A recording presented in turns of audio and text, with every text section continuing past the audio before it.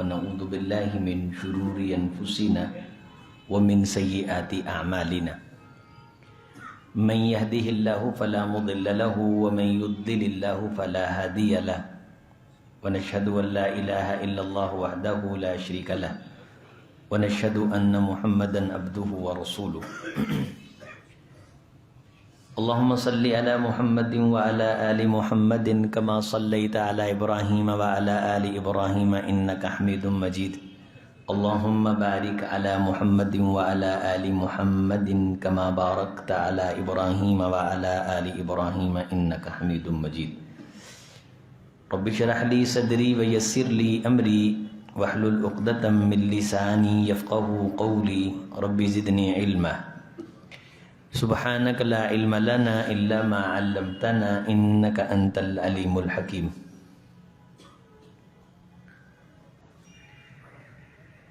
قال الله تعالى فيستحيي منه وقال النبي صلى الله عليه وسلم إن ربكم حيي كريم يستحيي من عبده وقال عليه الصلاة والسلام ولا كان الحياء في شيء قط إلا زانه ولا الفاحش في شيء قط إلا شأن أو كما قال عليه الصلاة والسلام۔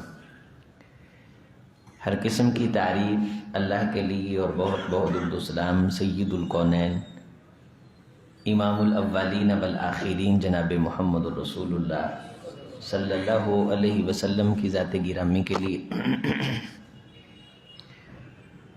معزز موقر محترم محتشم دوستو بزرگوں نوجوان بھائیوں، پردہ نشین اسلامی ماں اور بہنوں،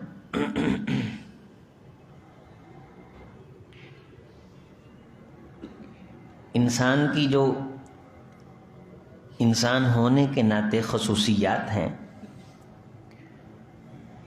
جو اس کے امتیازات ہیں کہ یہ اشرف المخلوقات ہے اور دوسری تمام تر مخلوقات سے یہ ممیز اور ممتاز ہے، ان خصائص اور خوبیوں میں سے ایک خوبی اور ایک خصوصیت وہ حیا کی دولت ہے۔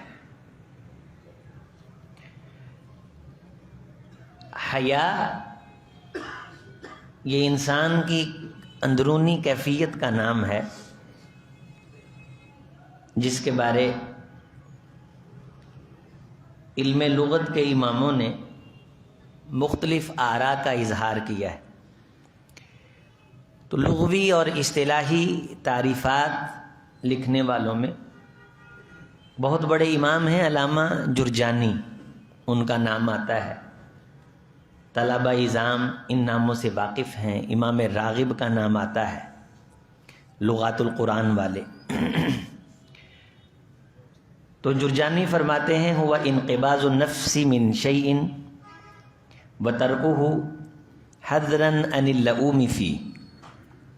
حیا یہ ہے کہ انسان اپنے اندر کسی ایسے کام میں گھٹن محسوس کرے، اس کا نفس تنگی محسوس کرے جس کام پہ اسے ملامت ہو سکتی ہے، جس کام پہ اسے یہ کہا جا سکتا ہے کہ یہ تو نے کیا کیا۔ وہ کام کرتے وقت اس کی طبیعت میں گھٹن محسوس ہو، اسے انقباض النفس من شیء، کوئی بھی چیز ہو، یہ مطلقاً یا اصطلاحاً ہم کہہ سکتے ہیں۔ دوسرا جو حیا کے بارے کہا گیا ہے، انقباض النفس عن القبائح وترکها، کبھی چیز جو طباع کے اندر، مزاج کے اندر، معاشرے اور عرف کے اندر کبھی سمجھی جاتی ہے، جس پہ نکیر ہو سکتی ہے، اعتراض ہو سکتا ہے، اور اعتراض کرنے والا معاشرہ، اس سے مراد وہ مسلم الثبوت معاشرہ ہے اور فکری صحیح بنیادوں پہ چلنے والا اسلامی معاشرہ ہے، جس معاشرے کی تشکیل جناب محمد رسول اللہ صلی اللہ علیہ وسلم نے کی، اس معاشرے کے اندر جس چیز کو کبھی سمجھا جائے اور اس چیز کو کرتے وقت انسان کی طبیعت خراب ہو تو اس کے اندر حیا کا مادہ موجود ہے، اس کے اندر حیا کی رمق اور کمک موجود ہے، وہ ترکوہا، اور پھر وہ اندرونی جذبہ اس کو وہ کبھی چیز چھوڑنے پہ حوصلہ دے دے کہ میں نے یہ کام نہیں کرنا، میری طبیعت اور اسلامی اجتماعی مزاج کے یہ خلاف۔ اب یہ حیا دو قسم کا ہوتا ہے، ایک فطری اور جبلی ہوتا ہے اور ایک سیکھنے سے آتا ہے۔ فطری اور جبلی طور پہ ملا ہوا حیا مخلوط مجلسوں میں بیٹھنے سے آہستہ آہستہ ختم ہو جاتا ہے۔ پہلے جھجک آتی ہے، پھر آہستہ آہستہ آہستہ آہستہ وہ جھجک کے جو پردے ہیں وہ پردے پھر اٹھتے رہتے ہیں، اور اس چلمن کو بندہ کراس کرتے کرتے بالآخر وہ فنکار کے نام پہ یا آرٹسٹ کے نام پہ وہ کیمرے کے سامنے بےہودگی پھیلاتا پھیلاتا پورے معاشرے کو فحاشی کی طرف مائل کرنے میں ایک دلیل بن جاتا ہے۔ یہ جو ویلنٹائن ڈے ہے، یہ ویلنٹائن یہودی آدمی تھا، بیسک یہ عیسائی تھا، پھر یہ یہودی ہوا، پھر یہ عیسائی ہوا، تو مختلف قسم کے اس کے نظریات تھے، صبح و شام اس کی تقدیر تبدیل ہوتی تھی۔ اور یہ راہب تھا، کبھی شہرت کے لیے محراب میں جا بیٹھا، کبھی قہبہ خانوں میں جا بیٹھا، کبھی معشوقوں کے پیچھے، کبھی راہباؤں کے پیچھے، اور یہ جائز سمجھتا تھا، ناجائز تعلقات کو، محبوبہ کی اداؤں کو یہ جائز سمجھتا تھا۔ آہستہ آہستہ پھر یہ دلیر ہو گیا، دیدہ دلیری سے پھر یہ ممبر و محراب سے باہر ہے۔ آپ نے سوشل میڈیا پہ اور دوسرے میڈیا پہ ایک مفتی صاحب دیکھیں جنہوں نے اکثر سر پہ جناح کیپ رکھی ہوتی، اور وہ خواتین کے ساتھ ظہور پذیر ہوتے ہیں، اور ان کی کچھ ایسی ویڈیوز بھی معاشرے کے اندر لک اپ ہو چکی ہیں جو کسی بھی غیرت مند انسان کی غیرت کے سری منافی دلیری ہو جاتی ہے۔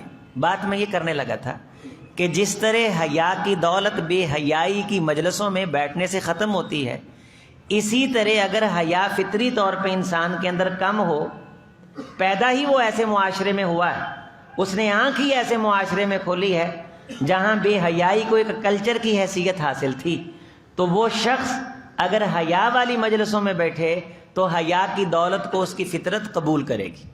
بے حیائی بے فطری عمل ہے، بد فطری عمل اگر انسان کی زندگی کا حصہ بن سکتا ہے، اس مجلس میں بیٹھنے سے وہ رنگ اگر انسان پہ غالب آ جاتا ہے، تو حیا کی مجلس میں بیٹھنے سے حیا کا کلچر ضرور انسان پہ رنگ چھوڑتا ہے۔ اور اس کے بارے تو اللہ کا کہنا ہے، صبغۃ اللہ ومن احسن من اللہ صبغہ، کائنات کے سبھی رنگوں پہ جو رنگ چھا جاتا ہے وہ اللہ کا رنگ ہے، اور اللہ ان اللہ حیی کریم، حیا یہ اللہ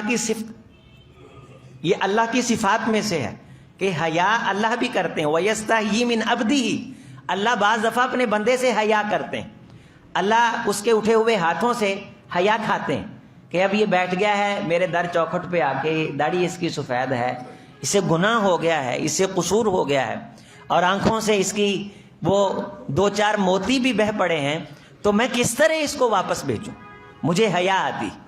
تو اللہ تعالیٰ کو اس بندے کو ٹھکراتے ہوئے حیا آتی۔ اور ایک اور میں بڑی مزیدار آپ کو حدیث سناؤں، رسول اللہ صلی اللہ علیہ وسلم نے فرمایا، یہ صحیح حدیث ہے کہ اللہ تعالیٰ کو جب ایمان والے بندے کی زندگی پوری ہو جاتی ہے اور وہ نیکی کے کام کر رہا ہوتا ہے اور اس کا جی چاہ رہا ہوتا ہے کہ میں اور نیکی کے کام کروں، لیکن اس کا وقت اپنے اتمام کو پہنچ جاتا ہے، تو اللہ کو اس کی روح قبض کرتے وقت بڑی حیا آتی ہے کہ میرا بندہ جینا چاہتا ہے لیکن میرے فیصلے اپنی تکمیل کو پہنچ چکے۔ اس وقت اللہ تعالیٰ کو بڑی حیا آتی ہے کہ میرا بندہ اس کی منشا کے خلاف میرا فیصلہ جا رہا ہے کہ یہ نیکی کا کام بھی کر رہا تھا، مجھ سے خیر کی عمر بھی مانگ رہا تھا۔ یعنی کتب صحاح کے اندر، یہ تمام کتابوں کے اندر یہ حدیث موجود ہے، مسلم شریف سے شروع ہو کے، کہ بعض روایات میں یہ جملے ہیں کہ اللہ تعالیٰ کو عجب ہوتا ہے اس موقع پہ کہ میں کس طرح اپنے بندے کی منشا کے خلاف، یعنی اللہ کی ذات کا یہ حیا بعض دفعہ آپ کہتے ہیں یار ایک بات ہے، میں کس طرح آپ کے سامنے وہ بات کروں، میرے پاس لفظوں کی تعبیر نہیں ہے، میرے پاس جملے نہیں ہیں، میں کس طرح میں بیان کروں، بہرحال میں کچھ نہیں کہہ سکتا. تو یہ اس کے اندرونی ایک احساسات کا تجزیہ ہوتا ہے، اس کے اندر ایک حیا ہوتا ہے. ایک بزرگ آدمی کسی بچے سے بدتمیزی کرتا ہے تو اس معاشرے کے اندر تو یہ مثال دینا مشکل ہے. تو جو حیا والا معاشرہ تھا، اس معاشرے میں اس کا حیا کا جذبہ اسے خاموش کروا دیتا تھا کہ میں کیا کہوں، اب میری کیا جرت ہے، میری کیا مجال ہے. تو وہ کبھی چیز جو مسلم معاشرے کے اندر مقبول نہ ہو، اس کو قبول حاصل ہو جائے تو یہ سمجھیں کہ فحاشی کی طرف معاشرہ جو ہے وہ جا رہا ہے. یحبون ان تشیع الفاحشہ. تو یہ ویلنٹائن ڈے نامی یہ شخص، اس کا کلچر آہستہ آہستہ عیسائیت کی رگوں میں زہر بن کے اترا، اور اسے تائید حاصل ہوئی راہبوں سے، چونکہ یہ بذات خود ایک راہب تھا. تو مذہبی پنڈت ناجائز چیز کو مذہبی چورن کے ساتھ جائز بنا کے قوم کو بیچتے کہ یہ چیز جائز ہے، محبت کے نام پہ یہ چیز جائز ہے. اگر انڈیا کے اندر تم یہ کہتے ہو کہ ہندو بنیے اس مسکان سے حجاب کا حق نہیں چھین سکتے، تو تم جو حجاب نہیں لینا چاہتی تم اسے حجاب کیسے دلوا سکتے ہو؟ اگر اصول کی بات ہے تو پھر کہتے ہیں کہ اصول کے مطابق چلو. سیکولر طبقہ جو دین بیزار طبقہ ہے، یہ بڑا خطرناک اور زہریلا طبقہ ہوتا ہے جو یہ کہتا ہے کہ ہر شخص کو جینے کی آزادی ہے اور وہ اپنی منشا اور مرضی کے مطابق جیے. اسے ہم سیکولر طبقہ کہتے ہیں. اور سیکولر طبقے کی دوسری تعریف یہ ہے کہ وہ مسجد میں آ کے اللہ کا نام لیتا ہے، مسجد سے باہر وہ اللہ کے نام کو گوارا نہیں کرتا. اللہ کو وہ ممبر و محراب تک اور اپنے معبد خانوں تک وہ محدود کرتا ہے. اور وہ یہ کہتا ہے کہ جب ہم بازار میں آ جاتے ہیں تو بازار میں اپنی مرضی کے ہم آزاد ہیں، تو ہمارے حقوق ہیں کہ ہم اپنی زندگی کو اپنی مرضی کے مطابق گزاریں. اور جو لبرل ہوتے ہیں وہ کسی بھی لحاظ سے دین کا نام نہیں لینا چاہتے. اور لبرل سے آگے ملحد، یہ لبرل ملحد کو جنم دیتا ہے. اور لبرل اولاد ہوتا ہے سیکولر کی. اور سیکولر طبقہ مذہبی آزاد خیال طبقے سے وجود پاتا ہے، جو مذہبی ہو اور مذہب کا نام صرف رسمی طور پہ لے، حقیقی طور پہ اسلام سے اسے کوئی شغف نہ ہو، بلکہ اس کے خون کے اندر خون گردش جو کرتا ہو اس کے اندر وفاداری پوری یورپ کی ہو، اور نئے کلچر کی پوری ڈیولپمنٹ اس کی زندگی کا پورا وہ منشا اور اس کی مراد ہو. یہ شخص جو اسلام کو بطور نام اور صرف یہ ظاہر کرنے کے لیے کہ میری بھی کچھ رسومات ہیں، میرا بھی کوئی سٹیٹس ہے، اس سٹیٹس کو ظاہر کرنے کے لیے شرمندگی کے انداز میں یہ لوگ اسلام کا اظہار کرتے ہیں. کبھی بھی انہوں نے اسلام کا نام لے کے فخر محسوس نہیں کیا. تو یہ سیکولر لوگ ہوتے ہیں. اس سے آگے پھر لبرل اور پھر ملحد. تو یہ سیکولر طبقہ اس مہینے کے اندر ایک بے حیائی کے کلچر کو فروغ کرتا ہے. یعنی اپنی محبوبہ کے نام کے کارڈ چھاپے. اچھا، یہ یونان کا فلسفہ ہے، یہ تاریخ اس کی بڑی پرانی، یہ بے حیائی کے کلچر کی. اور ان بے حیائی کے کلچروں نے عیسائی مذہب کو پورے کے پورے مذہب کو نگل لیا. مولویوں کو انہوں نے اتنا گندا کیا کہ مولوی طبقے سے، ان کے راہبوں سے قوم کا اعتماد اٹھ گیا. آپ دیکھیں گے میڈیا کے اندر گندا بندہ ایک ضرور ساتھ بٹھایا ہوتا ہے، وہ بھی مولوی ہوتا ہے، اور مولویوں کے برابر اور نیچے اس کے نام کے لکھا ہوتا ہے مذہبی اسکالر. یہ ایک پوری سائنس ہے، پوری ایک گیم ہے، وہ گیم کھیلی جاتی ہے. اور بعض دفعہ کسی دنیا دار بدتمیز فنکار گلوکار کے سامنے اس طرح کا آدمی بٹھا کے اسلام کو متعون کیا جاتا ہے، مسلمان پہ اعتراض کیے جاتے ہیں. اصل مقصد یہ ہوتا ہے کہ پورے اس طبقے سے لوگوں کا اعتماد اٹھ جائے، اور کسی مولوی سے غلطی ہو جائے، وہ غلطی پھر غلطی نہیں رہتی، وہ پھر کبیرہ جرم اور جہنم میں جانے اور واجب القتل ہونے کا ذریعہ بن جاتی. ہمارے اس معاشرے میں دیکھیں، مولوی بھی انسان ہوتے ہیں، انہیں کوئی سرخاب کے پر نہیں لگے ہوتے. یہ کوئی آسمان سے اتری ہوئی عجب مخلوق نہیں، یہ آپ کی نسلیں. آپ میں سے کسی کے یہ بیٹے ہوتے ہیں، کسی کے یہ باپ ہوتے ہیں، کسی کے یہ بھائی ہوتے ہیں، کسی کے یہ بھتیجے ہوتے ہیں، کسی کے یہ بانجے ہوتے ہیں. لیکن ان کی غلطی کو سیکولر معاشرے میں، لبرل معاشرے میں اتنا پھیلایا جاتا ہے. مقصد صرف یہ ہوتا ہے کہ لوگوں کا اس طبقے سے اعتماد اٹھے. تو کالی بھیڑیں ہر جگہ موجود ہوتی ہیں. دوسری بات یہ ہے کہ انسان سے غلطی ہو جاتی.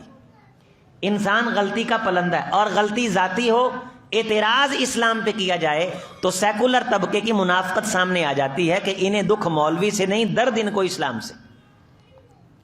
تو کبھی چیزیں ان کو کرنے سے طبیعت کے اندر گھن آئے، طبیعت کے اندر گھٹاؤ آئے، طبیعت کے اندر کلفت اور گھٹن آئے، اور انسان ایک ایسی غیر مرئی طاقت، غیر مرئی یعنی جو نظر نہ آنے والی، وہ اسے روکے، اس کی زبان کو روک دے، اس کے ہاتھ کو روک دے، اس کے پاؤں کو روک دے، تو وہ غیر مرئی طاقت جو انسان کو بد تہذیبی اور بدتمیزی سے روکتی ہے، اس طاقت کو حیا کہا گیا ہے، کہ وہ قوت، وہ طاقت حیا۔ اب ایموشنلزم اتنا ہے، ہماری نوجوان نسل خاص طور پہ حیا باختہ ہے۔ اقبال نے کہا تھا کہ حیا نہیں ہے زمانے کی آنکھ میں باقی، تو اس سے مراد وہ نسل تھی جس کو وہ دیکھتے تھے۔ خدا کرے تیری جوانی ہو بے داغ، کہ تیری جوانی پہ بھی کوئی کلنک نہ لگے، کوئی داغ نہ لگے، کوئی سیاہی نہ ہو۔ آپ نوجوانوں کی فہرست اٹھائیں، بازاروں میں پھرتے، آپ مسلمان معاشرے میں رہتے ہیں، پاکستان ایک اسلامی ملک ہے، ہمارے نوجوانوں کی جو جوانی کی سفید چادر ہے، وہاں آپ کوئی سیاہ نشان تو کیا سفید نشان دکھائیں، وہ ساری چادر تقریباً سیاہ ہو چکی۔ ڈراموں نے اور فلموں نے پہلے طبیعت گھٹتی تھی، تھوڑی سی طبیعت گھٹتی تھی، اچانک گانا لگ جانا، طبیعت گھٹنے لگنی، والدین کی طرف سے شرمندگی کا احساس ہونا۔ موبائل کے اندر پھر فرمایا کہ افمن زین لہ سوء عملہ فرآہ حسنا، شیطان کا یہ بھی ایک طریقہ واردات ہے کہ وہ برے عمل کو اس انداز سے پیش کرتا ہے کہ وہ قوموں کا فخر بن جاتا ہے، قوموں کا فخر بن جاتا ہے، مشہوری کے نام پہ، ایڈورٹائزمنٹ کے نام پہ۔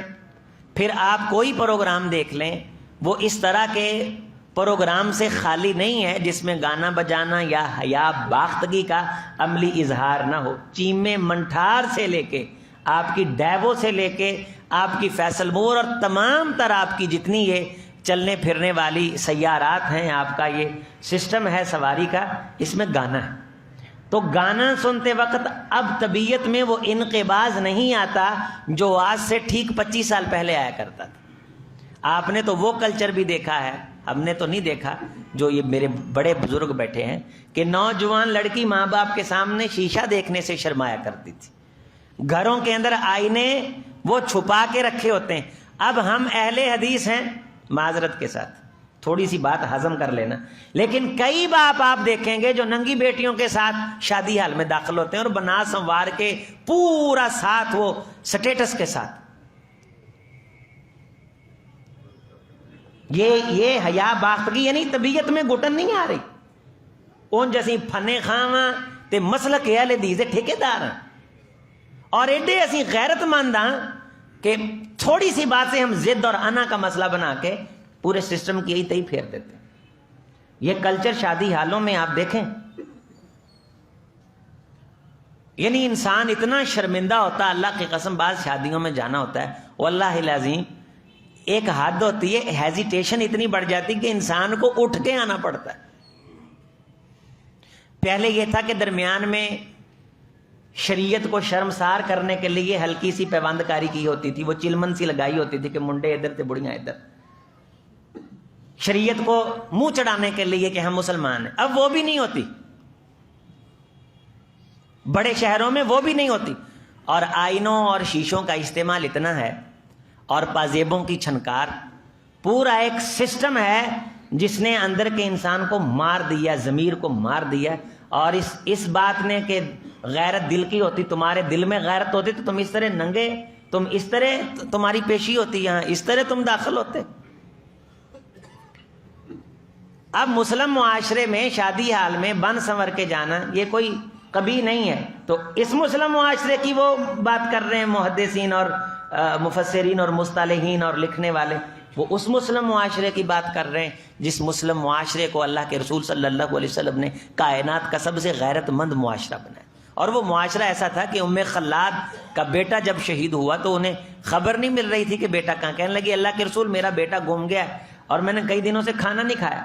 تو سرکتا ہوا ایک دوپٹہ تھا اس کے سر پہ جو غم کے مارے سنبھل نہیں رہا تھا، وہ بار بار دوپٹے کو سیدھا کرتی تھی تاکہ نقاب بھی اس کا صحیح رہے، اس کا پردہ بھی رہے اور وہ بات بھی رسول اللہ صلی اللہ علیہ وسلم سے کرے. تو کسی بیٹھے نے یہ بات کر دی کہ یا تو پردہ سنبھال لے یا پھر اللہ کے رسول سے بات کر لے, اس پریشانی کے عالم میں بھی تجھے چادر کی پڑی ہوئی ہے. تو ام خلاد کے جملے تھے کہ میرا بیٹا گم ہوا, میرا حیا نہیں گم ہوا. یہ وہ معاشرہ تھا جس معاشرے کی مثالیں کائنات کے لیے ضرب المثل قرار پاتی تھی, اور اس چشمہ صافی سے امت سیراب ہوتی تھی. ہمارے گھروں کا جو کلچر ہے, کیا آج سے 20-25 سال پہلے یہ ممکن تھا کہ پورا خاندان بیٹھ کے ٹیلی ویژن دیکھے؟ اب مولوی جو وہ بڑا بڑا علامہ فہامہ, وہ کیوں انکار نہیں کرتا اس بات کا کہ بھئی اگر آپ ننگے سر بٹھائے ہوئے تو میں نہیں آؤں گا, جبکہ پردے میں تو منہ چھپانا بھی شامل تھا, یہاں سر ننگے. غیر متبرجات بزینہ, یہ قرآن کا فلسفہ تھا کہ زینت کا اظہار نہ ہو. ولا یبدین زینتہن, اپنی زینت کو ظاہر نہ کیا جائے, اور اپنے قدم کو زمین پہ نہ مارا جائے کہ پازیب کی چھنکار کسی شخص کو اس کی طرف مائل کرے. عورت خوشبو لگا کے بازار میں نہ آئے, اگر اس کی خوشبو کسی انسان کو اس کی طرف مائل کرتی ہے تو بد کرداروں میں اس عورت کا نام لکھا جائے. یہ حیا کا کلچر یہ اکیلے یہودیوں اور عیسائیوں کو سنانے کے لیے تھا یا یہ ہمارے معاشرے کے لیے بھی تھا؟ اکیلی حیا کی میں فضیلت آپ کے سامنے رکھوں اور بے حیائی کی مذمت آپ کے سامنے رکھوں, لیکن اس معاشرے کی عملی تعبیر وہ ڈسکس نہ کروں تو یہ بھی ناانصافی ہے کہ ہم کس طرف جا رہے ہیں. آنکھ کے اندر حیا تھا, دل کے اندر حیا تھا, بڑوں کا ایک اکرام تھا, رکھ رکھاؤ تھا, ساری چیزیں اٹھ گئیں. رسول اللہ صلی اللہ علیہ وسلم نے فرمایا تھا الحیاء والایمان قورنا جمیعا اذا رفی الآخر رفی احدہما. حیا اور ایمان دونوں اکٹھے جڑواں بھائی ہیں, ایک ہیں یہ دونوں, ایک شاخ ہیں, اور ایک شاخ آگے سے آ کے جو دو ہو جاتی ہے گویا قورینا, اکٹھے یہ ملائے گئے ہیں دونوں. اس پہ ایمان لکھا ہوا ہے, اس پہ حیا لکھا ہوا. ایمان چلا جائے تو حیا نہیں رہتا, حیا چلا جائے تو ایمان نہیں رہتا. جس معاشرے کے پاس ایمان نہیں, میرے محمد کا فیصلہ کہ حیا خود بخود کوچ کر جاتا صلی اللہ علیہ وسلم. ہمارا دعویٰ یہ ہمارے پاس ایمان ہے, وہ تو ایمان والے نہیں ہیں, غیر مسلم تو ایمان والے نہیں, ہندوازم جتنے بھی یہ اسلام کے علاوہ مذہب ہیں ہمارے نزدیک وہ اہل ایمان نہیں, اہل اسلام نہیں. اگر وہاں ایمان نہیں تو وہاں حیا نہیں. قورنا جمیعا اکٹھے ہیں. رفی احدہما رفی الآخر, جب ایک اٹھا لیا جاتا ہے دوسرا خود بخود اٹھ جاتا ہے. اور ہمارے معاشرے میں اگر حیا نہیں ہے تو ایمان کا دعویٰ بھی اسی طرح فضول ہے جس طرح اس معاشرے کا دعویٰ فضول ہے جس کے پاس ایمان نہیں ہے, وہ کہتا ہے ہمارے اندر حیا ہے. ہم اگر یہ کہتے ہیں کہ حیا نہیں تو کیا بات ہے, ایمان تو ہے نا. محمد رسول اللہ صلی اللہ علیہ وسلم نے فرمایا جہاں حیا چلا جائے وہاں ایمان نہیں ٹکتا, جہاں ایمان چلا جائے وہاں حیا نہیں رہتا. یہ دونوں اکٹھے ہیں, ایک کے جانے سے دوسرا خود بخود چلا جاتا ہے. آپ اس معاشرے میں دیکھیں گے جہاں بڑوں کے ساتھ بد تہذیبی کی جائے, عزتوں کو تاڑا جائے, بد تہذیبی کو کلچر کا نام دیا جائے, وہاں آپ دیکھیں گے کہ لوگوں کو لوٹنا بھی جائز سمجھا جاتا ہے. سود ایک ذاتی پراگرس قرار پاتا ہے, ایک معاشی جز یہ سمجھا جاتا ہے. اور رسول اللہ صلی اللہ علیہ وسلم سے جو احادیث ہیں ان میں حیا کی تعریف یہ بھی کی گئی تھی, خلق یبعث علی ترک قبح, ایسا خلق جو انسان کو کبھی چیز ترک کرنے پہ مجبور کرے. وَيَمْنَعُ مِنَ التَّقْصِيرِ فِي حَقٍّ ذِي الْحَقِّ, حقدار کے حق میں تقصیر کرنے سے روکے کہ جس حقدار کا حق بنتا ہے. یعنی گویا کہ یہ سمجھایا گیا ہے کہ ایک انسان دوسروں کو یہ کہتا ہے میری عزت کرو اور دوسروں کی عزت کو سمجھتا ہے کہ یہ لائق اعتنا نہیں ہے, تو یہ بندہ بھی بے حیا ہے جو خود اپنی عزت سمجھتا ہے لیکن دوسروں کی عزت کو پاؤں تلے رونتا پھرتا ہے. یہ حیا کی تعریف کی گئی. اور حیا کی جو 3 قسمیں بنیادی ہیں کہ ایک انسان یہ کہ اپنے آپ سے حیا کرے, اسے خود سے غیرت آئے کہ میں کیا کر رہا ہوں. دوسری یہ کہ اسے لوگوں سے حیا آئے, لوگوں سے اللہ فی, لوگ اسے ملامت کریں.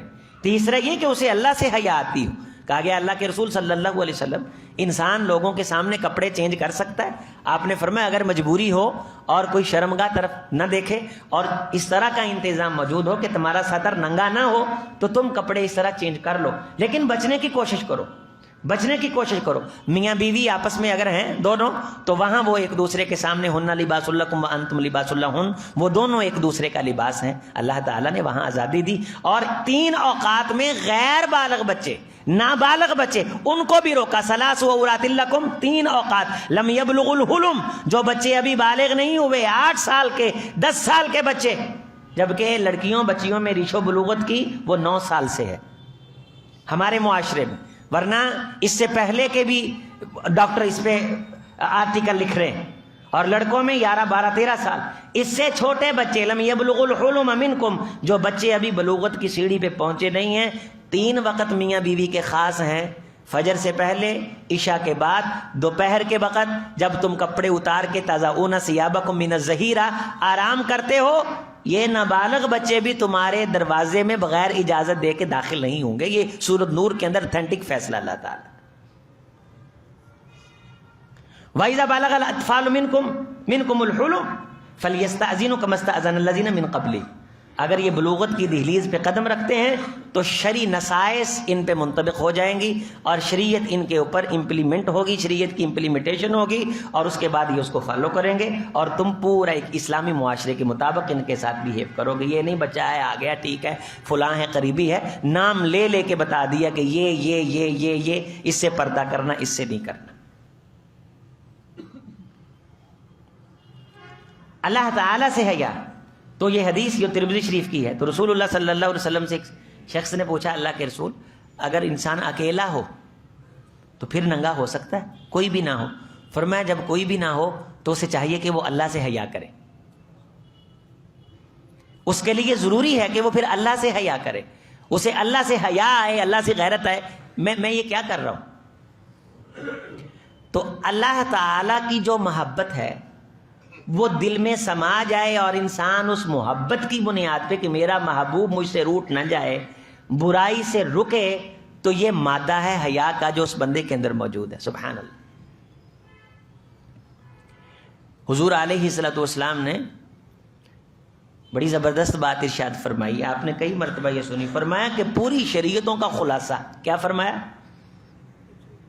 پچھلی شریعتوں کا خلاصہ، تمام انبیاء کی باتوں کا اجتماع اس بات پہ ہوا، اذا لم تستحیی فاصنع ما شئت، جب بندہ بے حیا ہو جائے اسے کچھ بھی کرتے ہوئے شرم محسوس نہیں ہوتی، وہ ہر چیز کو فخر سمجھ لیتا ہے۔ حیا کا مادہ ہے جو ہر کچھ کرنے سے روکتا ہے، جو چاہا کیا، جو چاہا کیا، جو سوچا کیا، جو آیا ہٹر بونگ وہ مچایا، من بھائی مرادوں کے لیے پورے خاندان کے نظم کو پاؤں تلے روندا کہ ہم چونکہ پڑھ کے آ گئے ہیں نمل سے، نسٹ سے، فلاں یونیورسٹی سے، تو ہمارا چونکہ زندگی کا معیار بدل گیا ہے، والدین کی سنہری اور روشن روایات کو کچلنے والا اذا لم تستحی فاصنع ما شئت، یہ جو چاہے کر رہا ہے، اس کی وجہ یہ کہ یہ بے حیائی سیکھ کے آیا ہے۔ تم اس کی ڈگریوں کو دیکھ رہے ہو، کون سا کلچر اس نے سیکھ لیا، کون سے وہ کائنات کے راز تھے جو نس سے جا کے سیکھا ہے، یا قائد اعظم یونیورسٹی سے یہ سیکھا ہے، کون سی چیزیں تھیں، یہ نئی چیزیں کیا سیکھ کے ہے؟ اسے یہ معلوم ہو گیا کہ لڑکیاں بھی سگار پی سکتی ہیں۔ آزاد خیال معاشرے میں آپ دیکھیں کہ کس طرف ہمارا اجتماعی رویہ اور اجتماعی رجحان دیکھیے اپنے بچوں کا، اور اس پہ پھر آپ غور کیجئے۔ یعنی میرے سمیت ہم سب کے اندر یہ کمی کہ ہم یہ کہتے کوئی نہیں بچی ہے، 8 سال تک ہماری جو بچیوں کے کپڑے اور سوٹ ہوتے ہیں جو بازاروں میں آ رہے ہیں، باواں نال آ ہی نہیں رہیاں، اگر کونوں کو باواں والا دیو سوٹ آندے نہیں آندا ہی نہیں، بازو والا آندا ہی نہیں، سلا سلایا فراق لینا ہے بازو والا اکثر دکانوں پہ آپ دیکھیں گے، اگر آپ شاپنگ کرتے ہیں بچوں کی یا جن کی دکانیں، آ ہی نہیں رہا، مہنگا فراق ہوگا بازو نہیں ہوں گے ساتھ، ہاں سستا کہیں آپ کو تھرڈ لائٹ میں مل جائے بازو والا تو مل جائے، ورنہ آپ کسی برانڈ کے اندر جائیں گے اب دیکھیں گے آپ کو بازو نہیں ہوں گے، آئی ہے سارا۔ یہ کلچر، یہ بد تہذیبی، یہ حیا باختگی، یہ سکھائی جاتی ہے اور وہ سکھانے والے بڑے کامیاب ہو گئے.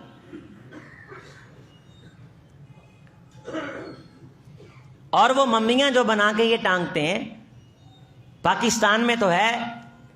ہم یہ میں جب پہلی مرتبہ عمرے پہ گیا تو ہم مسجد نبوی سے نکلے تو سامنے ایک مارٹ تھا، شاپنگ ہال تھا، اس میں بھی وہ سب کچھ تھا. تمام تر وہ نمائش تھی جس نمائش سے جناب محمد رسول اللہ صلی اللہ علیہ وسلم نے سختی سے روکا. اور وہ لباس جو ساتر نہ ہو، جس سے انسان کے وہ اعضاء ظاہر ہوتے ہوں، جنہیں عورہ کہا گیا ہے، یعنی ناف سے نیچے اور گوڈیاں تو اتتے، اسی طرح سینہ چھاتی، اس کے بندن، یہ انٹریکشن ہے ان اعضاء کے اندر. اس طرح سینہ تان کے ننگا سینہ کر کے بندہ گھر میں پھرے تو کہے کوئی میرا اپنا گھر ہے؟ نہیں، بیٹیاں ہیں. ایک تنہائی اور خلوت کا کمرہ ہے، وہاں شریعت نے اس کے لیے یہ چیزیں جائز قرار دی. تو ان چیزوں کی نمائش سے جناب محمد رسول اللہ صلی اللہ علیہ وسلم نے سختی سے روکا. لیکن ہوا کیا ہے، ہمیں محسوس کیوں نہیں ہوتا کہ ہم برا کر رہے ہیں؟ اس کی وجہ یہ ہے اذا لم تستحی فاصنع ما شئت، جب تو بے حیا ہو جائے تو پھر تیرا جو جی چاہے تو کرتا رہے. تجھے چونکہ آ ہی نہیں، ساڈے پنجابی چاہتے نچ پئی تے کونڈ کا دا لا لئی لوئی تے کی کروں گا کوئی. اب یہ مثالیں بنی ہوئی، یہ مثالیں دی جاتی ہیں. اور بے حیائی، ہمارے نزدیک بے حیائی پتہ نہیں کیا چیز تھی، وہ آخری چیز تھی جسے بد کرداری کہا جاتا ہے. یا قرآن مجید نے جسے وَلَا تَقْرَبُوا الزِّنَا إِنَّهُ كَانَ فَاحِشًا، بدکاری کے قریب نہ جاؤ، زنا کے قریب نہ جاؤ، یہ فحاشی ہے، یہ ایک برا رستہ ہے. وہ جو آخر کی چیز تھی نا، ہم یہ سمجھتے ہیں شاید بے حیائی اسے کہا جاتا ہے. اب رسول اللہ صلی اللہ علیہ وسلم نے جو حیا کے بارے کمال کی بات فرمائی، پوری سنیں، اسے دل میں جگہ دیں، یاد کر کے جائیں. اللہ تعالی ہمارا یہاں بیٹھنا سننا قبول فرمائے.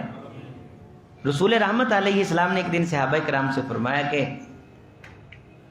استحیوا من اللہ حق الحیا، لوگو میرے صحابہ، اللہ تعالیٰ سے اس طرح حیا کرو جس طرح حیا کرنے کا حق ہے. قلنا یا رسول اللہ صلی اللہ علیہ وسلم انا نستحیی والحمد للہ حق الحیا. اللہ کے رسول، اللہ کا شکر ہے الحمدللہ کہ ہم اللہ تعالیٰ سے اسی طرح حیا کرتے ہیں جس طرح اللہ سے حیا کرنے کا حق ہے. آپ نے فرمایا قال لیس ذاک، نہیں ایسے نہیں ہے، ایسے نہیں ہے. مراد محمدی صلی اللہ علیہ وسلم کچھ اور ہے.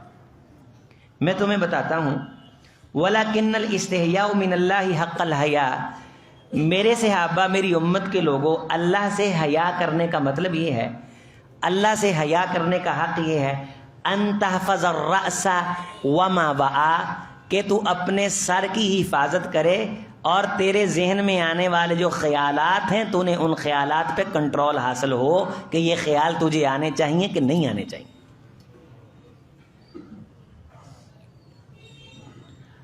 ہمیں عام روٹین میں تو خیال آنے ہی آنے، ہمیں نماز کے اندر بھی خیال آتے ہیں. دل کے آئینے میں ہے تصویر یار اور خیال یار، ذرا گردن جھکائی یوں دیکھ لی. حیا یہ ہے کہ تجھے اپنے سر اور خیالات پہ کنٹرول ہو کہ یہ خیال میرے ذہن میں نہیں آنا چاہیے. اگر آ جائے تو تجھے بے چینی اور اضطراب ہو، مضطرب ہو تو. خدا تجھے کسی طوفان سے آشنا کر دے کہ تیرے بحر کی موجوں میں اضطراب نہیں. صحابی رسول پیغمبر کی بارگاہ میں کہا اللہ کے رسول، میں ایسے خیالات محسوس کرتا ہوں، ایسے خیالات ذہن میں آ جاتے ہیں کہ اگر مجھے کہا جائے زبان پہ لاؤ اور دوسری طرف آگ کا الاؤ ہو اور مجھے یہ کہا جائے کہ آگ کے اندر کود جاؤ، تو سیدی میرے ماں باپ آپ پہ قربان، میں آگ میں کودنا پسند کروں، وہ خیال زبان پہ نہ لاؤں. میں پریشان ہوں، سونے میں کو نسخہ دسو کہ میرے ذہن سے خیال نہ ہو. اے پریشان نہیں ہے، برے خیال آتے ہیں، میں خیال وہ زبان پہ نہیں لا سکتا. رسول اللہ صلی اللہ علیہ وسلم نے اللہ کی تسبیح بیان فرمائی، سبحان اللہ کا ورد بتلایا، اللہ کی طرف توجہ، اس کے جلال اور ہیبت کی طرف توجہ، اس کے قرآن پہ تدبر. اور اس حدیث مبارکہ میں بھی فرمایا کہ ان تحفظ الرأس وما وعى والبطن وما حوى، اپنے پیٹ پہ اور اس میں جو چیزیں آ رہی ہیں ان پہ تجھے پورا کنٹرول ہو، اور جو چیزیں تیرے پیٹ کے ساتھ جڑی ہوئی ہیں، جو پیٹ میں آنے والے لقمے سے طاقت، قوت اور حرکت پاتی ہیں، تجھے ان پہ پورا کنٹرول ہو کہ یہ لقمہ کہاں سے آ رہا ہے۔ یہ حیا والے شخص کی نشانی ہے کہ وہ حرام سے بچنے کی کوشش کرتا ہے، وہ کسی کے حقوق پہ ڈاکہ مارنے سے 20 بار سوچتا ہے کہ اس کے اندر حیا، اس کے اندر کی یہ کیفیت اور صفت۔ یہ جو بے حیائی ہے یہ اکیلا بے حیا نہیں بناتی، یہ انسان کو ایمان کی دولت سے محروم کر دیتی۔ ایسے ہی نہیں کہا گیا کہ جب حیا چلا جاتا ہے پھر ایمان کے ٹکنے کی وہاں جگہ باقی نہیں رہتی۔ وَلْتَذْكُرِ الْمَوْتَ وَالْبَلَا، تجھے چاہیے کہ تو موت کو یاد رکھے اور مرنے کے بعد کا وہ لمبا دن، ہزاروں سال کا، جس میں کائنات دھکے کھاتی پھرے گی اور کوئی پرسان حال نہیں ہوگا۔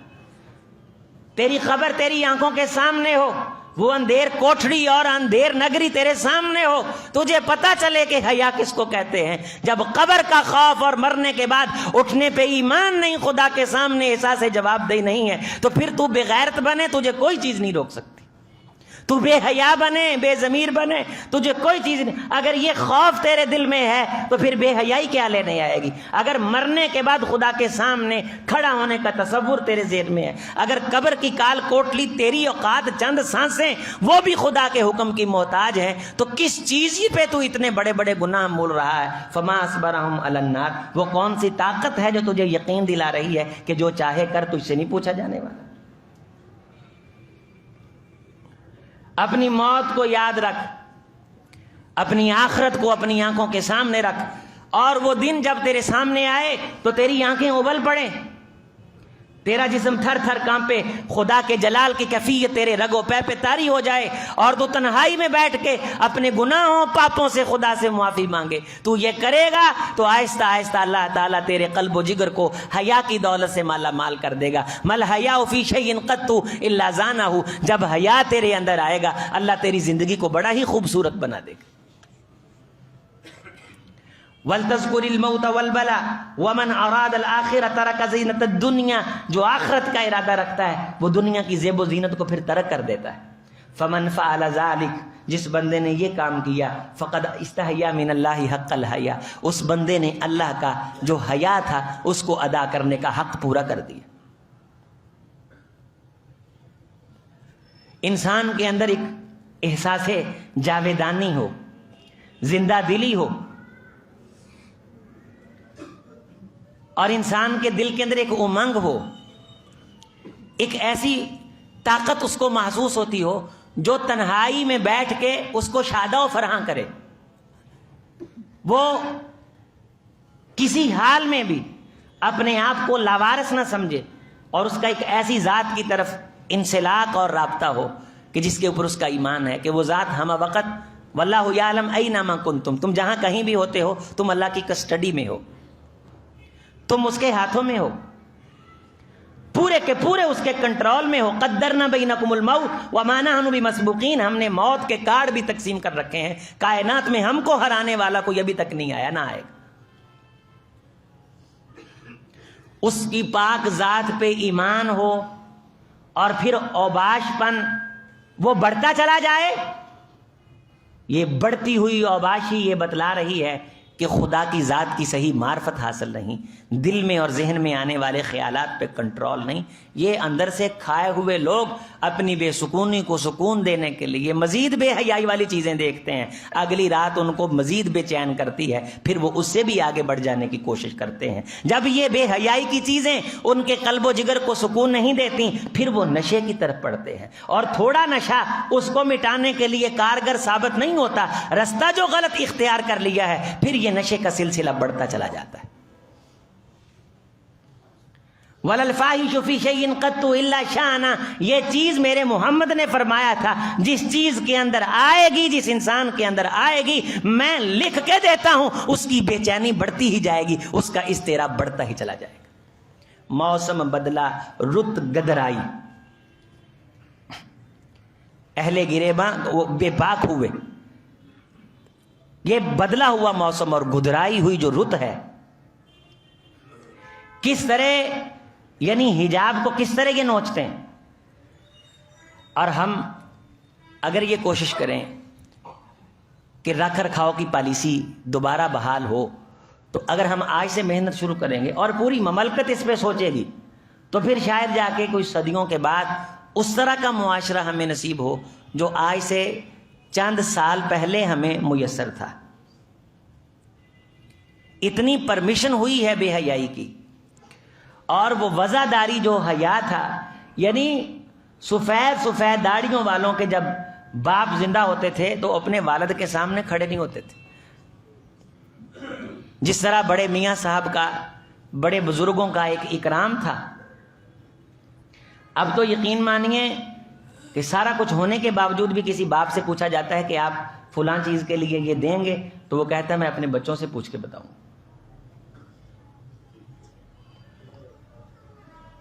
بچوں سے وہ پوچھتے ہیں تو بچے کہتے ہیں ابا جی تمہیں پتہ نہیں حالات کتنے خراب ہیں، اس لیے آپ ان سے معذرت کر لیں.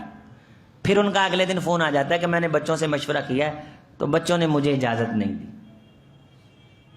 میں لے دے کے ویلا ہو بیٹھا. یا تو وہ بچوں کو آڑ بھی بناتے ہیں بعض دفعہ، یا بچے ہیں بھی مارکیٹ میں وہ ماڈل آ ہی نہیں رہے. اب وہ حیا والے ماڈل، وہ ماڈل بند ہو گئے. حضرت عباس رضی اللہ تعالیٰ عنہ، ایک عورت قریب سے گزری تو اس کی ادا سے پہچان لیا. فرمانے لگے میرے خیال میں یہ حبشی عورت ہے، رنگ کی کالی تھی لیکن پردے میں تھی. تو رسول اللہ صلی اللہ علیہ وسلم کے پاس آئی اور کہنے لگی اللہ کے رسول مجھے مرگی کے دورے پڑتے ہیں، آپ دعا فرمائیے کہ اللہ مجھے شفا عطا فرما دے. رسول اللہ صلی اللہ علیہ وسلم نے فرمایا میں اللہ سے دعا کر دیتا ہوں اللہ تجھے شفا دے دیں گے، لیکن ان تصبیری فلک الجنہ، اگر تو صبر کرے گی تو پھر تجھے اللہ تعالی جنت عطا فرمائے گی. تو کہنے لگی کہ اللہ کے رسول میں صبر ہی چاہتی ہوں اور اس کے بدلے میں میرا جنت کے میں جانے کا ہی خیال ہے کہ اللہ تعالی مجھے اس مصیبت کے بدلے جنت کا داخلہ عطا فرما دے. لیکن یہ ہے کہ جب مجھے دورہ آتا ہے تو میرا جسم اس مرگی کی وجہ سے برہنہ ہو جاتا ہے. آپ اتنی دعا کیجئے کہ دورہ آئے میرا جسم برہنہ نہ ہو. آپ طبیعت کی سلاست اور نفاست کا اندازہ لگا سکتے ہیں کہ اس حال میں بھی یہ فکر ہے کہ میرا جسم وہ برہنہ نہ ہو.